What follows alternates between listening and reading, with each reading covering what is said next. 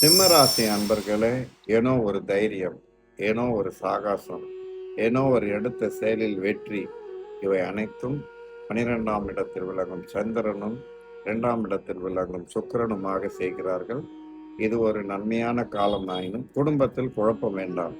மனைவியிடத்தில் சஞ்சலம் அல்லது வாக்குவாதம் வேண்டாம். மனைவியின் உடல்நிலை பாதித்திருப்பின் அது சரி காத்து கொள்ளவும். இன்றைய காலத்தில் ஒரு குழந்தையால் அயல்நாடு செல்லும் காலம், அல்லது அவர்கள் மூலம் தனம் பெறும் காலம், அல்லது அயல்நாடு சென்று உயர் பதவியிலோ அல்லது தொழிலிலோ இருந்தால் அதன் மூலம் லாபம் பெற்றும் காலம். இருந்தாலும் தன்னுடைய ராசிக்கு 12 இருப்பதும் 9 கூடியவர் அவ்விடத்தில் காண்பதும் நன்மையே ஆயினும் சிறு சிறு சஞ்சலங்கள் வரும்.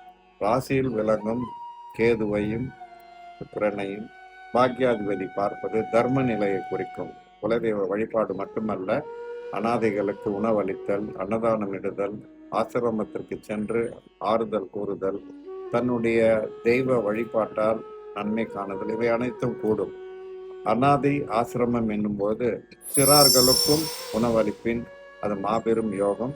ஒரு குலதெய்வம் கோயில் அல்லது ஒரு கோயில் முன்னின்று அதை நிர்மாணிக்கும் பொறுப்பேற்றிருப்போர் நன்மை காணுவர். தெய்வ வழிபாட்டால் லாபம் கூடும். பிள்ளைகளுக்கு யோகம் சேரும்.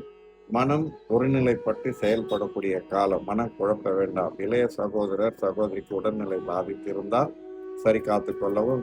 வெகு தூர தொலைத்தொடர்பினால் லாபம் உண்டு. ஆகையால் இது நம்ம சனி என்பதால் வேதனை கொள்ள வேண்டாம். அது பெரும் பாதிப்பு அல்ல. தைரியமாக செயல்படும்.